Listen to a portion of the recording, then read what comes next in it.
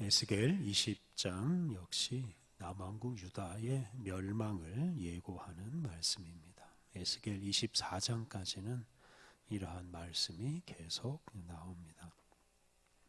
20장에서 하나님은 이스라엘 장로들에게 이스라엘 민족의 죄악을 지적하고 특히 그들의 조상들의 죄를 지적하고 그러한 죄 때문에 결국은 망할 수밖에 없다라고 선언하십니다. 1절과 2절 말씀, 일곱째 해 다섯째 달 열째 날에 이스라엘 장로 여러 사람이 여호와께 물으려고 와서 내 앞에 앉으니 여호와의 말씀이 내게 임하여 이르시되. 일곱째 해 다섯째 달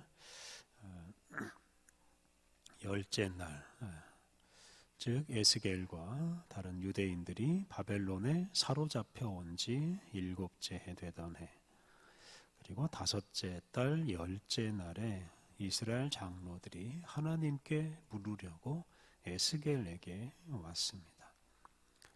그때 하나님께서 에스겔에게 임하셔서 그들에게 전할 말씀을 주십니다. 3절, 인자야 이스라엘 장로들에게 말하여 이르라. 주 여호와께서 이같이 말씀하셨느니라. 너희가 내게 물으려고 왔느냐? 내가 나의 목숨을 걸고 맹세하거니와 너희가 내게 묻기를 내가 용납하지 아니하리라. 주 여호와의 말씀이니라. 하나님께서 당신에게 묻기 위해서 나온 장로들에게 대답은커녕 묻는 것조차 용납하지 않겠다라고 말씀하셨습니다. 14장 3절에서도 하나님은 우상을 숭배하고 죄악의 걸림돌을 치우지 않는 사람들에게는 아무런 대답도 하지 않겠다라고 말씀하셨습니다. 이렇게 하나님께서는 당신에게 묻기 전에 먼저 회개하라고 촉구하십니다. 4절, 인자야 내가 그들을 심판하려느냐? 내가 그들을 심판하려느냐? 너는 그들에게 그들의 조상들의 가증한 일을 알게 하여. 세번역 성경, 너 사람아 오히려 내가 그들을 심판해야 하지 않겠느냐? 사람아 내가 그들을 심판해야 하지 않겠느냐? 그들의 조상이 저지른 역겨운 일을 그들에게 알려주어라.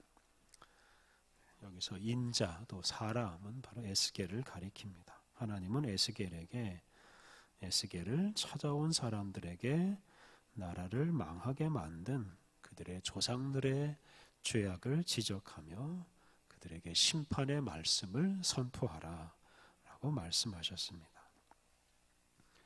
5절 이하에서 이제 에스겔 선지자는 이스라엘 역사를 회고하면서 이스라엘 민족이 저지른 여러 가지 죄악들을 지적하고 책망합니다.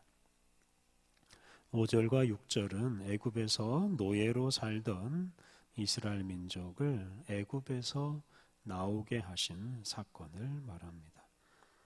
5절과 6절 말씀은 하나님께서 이스라엘 민족을 애굽에서 해방시키시고 그들에게 가나안 땅을 주시겠다고 약속하신 말씀입니다. 그런데 하나님께서 그 말씀을 하시면서 이스라엘 민족에게 우상을 섬기지 말라 하는 말씀을, 율법을 주셨습니다.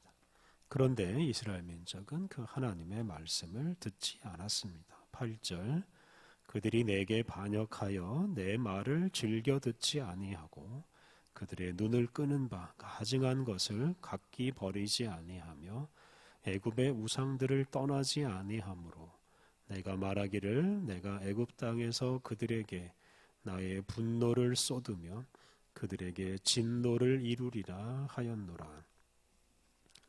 하나님은 당신을 반역한 사람들을 애굽 땅에서 다 죽이려고 하셨습니다.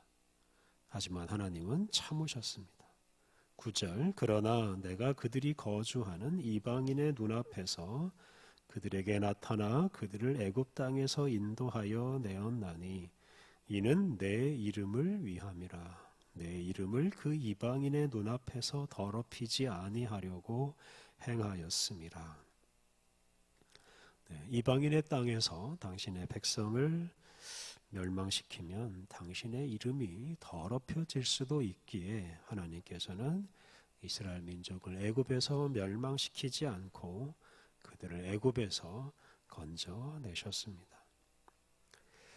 10절부터 12절 말씀은 하나님께서 애굽을 나온 이스라엘 민족에게 율법을 주신 사건을 말합니다.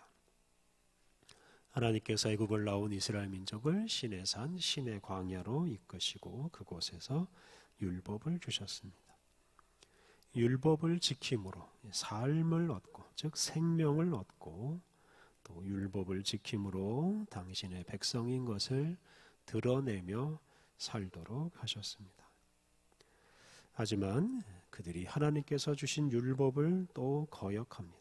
13절 그러나 이스라엘 족속이 광야에서 내게 반역하여 사람이 준행하면 그로 말미암아 삶을 얻을 나의 율례를 준행하지 아니하며 나의 규례를 멸시하였고 나의 안식일을 크게 더럽혔으므로 내가 이르기를 내가 내 분노를 광야에서 그들에게 쏟아 멸하리라 하였으나 이렇게 하나님께서 당신의 율법을 지키지 않고 삶을 얻을 그 율법, 생명을 얻을 수 있는 그 율법을 무시하는 당신의 백성을 광야에서 다 멸망시키려고 하셨습니다.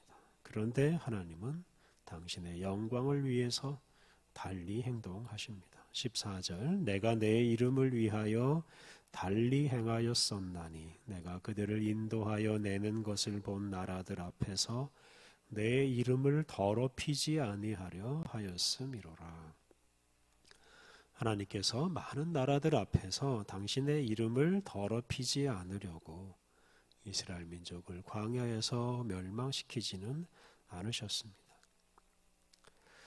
다만 하나님께서 광야에서 이스라엘 민족에게 벌을 내리십니다. 15절부터 17절을 보면 하나님께서 범죄한 당신의 백성을 바로 가나안 땅으로 들어가게 하지 않으시고 광야에서 살면서 그들에게 벌을 내리셨습니다.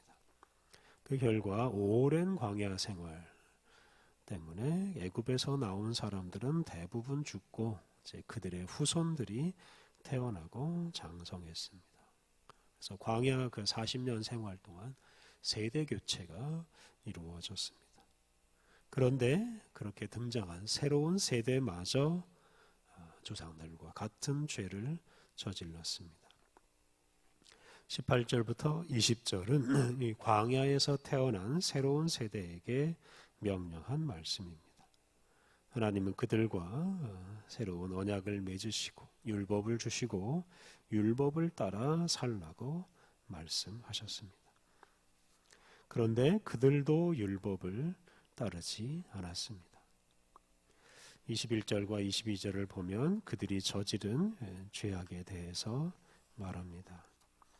그런데 하나님께서 그렇게 죄를 저지른 사람들을 또 용납하십니다. 22절 내가 내 이름을 위하여 내 손을 막아 달리 행하였나니 내가 그들을 인도하여 내는 것을 본 여러 나라 앞에서 내 이름을 더럽히지 아니하였음이로라. 이렇게 하나님께서 또 참으시고 당신의 이름을 더럽히지 않으시려고 그들을 완전히 멸하지는 않으셨습니다. 그런데 하나님께서 참지만은 않으십니다. 하나님께서 또 그들에게 큰 벌을 내리십니다. 23절 또 내가 내 손을 들어 광야에서 그들에게 맹세하기를 내가 그들을 이방인 중에 흩으며 여러 민족 가운데 해치리라 하였나니. 하나님께서 광야 생활 중에 이스라엘 민족을 결국은 망하게 하시고 백성들을 여러 나라로 흩어지게 하시겠다고 말씀하셨습니다. 거듭해서 당신을 무시하는 백성에게 하나님은 당신이 어떤 분이신지를 알게 하시기 위해서 그런 벌을 내리시기로 하셨습니다. 그런 말씀대로 가나안 땅에서 살던 이스라엘 민족이 나라를 이루긴 했지만 결국은 망하고 아수르와 바벨론과 세계 여러 나라로 흩어지게 되었습니다. 오늘 본문에서 하나님은 당신의 이름을 위하여 끝까지 참으시는 분이라는 것을 우리에게 알려주셨습니다. 하나님은 당신의 이름을 더럽히지 않기 위해서 당신의 백성을 거듭해서 용서하시고 또 거듭해서 말씀하시면서 당신의 말씀대로 살아갈 수 있는 기회를 주셨습니다. 이와 마찬가지로 하나님은 당신의 이름을 빛내기 위해서 우리 그리스도인들을 선택하셨습니다. 그리고 우리에게 끊임없이 말씀하시면서 우리를 거룩한 길로 이끌어 주십니다. 우리가 지금 이곳에 살아있는 것은 하나님께서 우리를 용서하시고 우리에게 말씀대로 살 수 있는 기회를 주셨기 때문입니다. 그래서 우리가 살아있는 모든 순간은 긍휼이 많으신 하나님께서 주신 선물과 같은 시간입니다. 우리가 이렇게 우리에게 끊임없이 기회를 주시는 하나님께 감사하는 마음으로 우리가 살아있는 시간에 항상 하나님 말씀 따라 거룩한 길을 가야 하겠습니다. 우리 함께 기도하겠습니다. 오래 참으시며 우리에게 새로운 기회를 주시는 하나님 감사합니다. 하나님 주님의 말씀을 따라 살아갈 수 있도록 주님께서 우리에게 시간과 모든 선물을 주시오니 우리에게 주어지는 모든 시간 모든 것을 잘 활용하여 주님의 뜻을 이루게 하옵소서. 오직 주님의 말씀에 순종함으로 주님의 이름을 빛내는 주님의 백성답게 살게 하옵소서. 아버지 하나님, 추운 일기에도 우리를 깨워주시고 주님과 함께 새날을 살게 하시니 감사합니다. 온종일 주님을 부르며 주님을 찬양하며 주님께 기도하며 거룩한 하루를 살게 하여 주옵소서. 우리들이 하는 일마다 가는 곳마다 주님의 영광이 드러나게 하옵소서.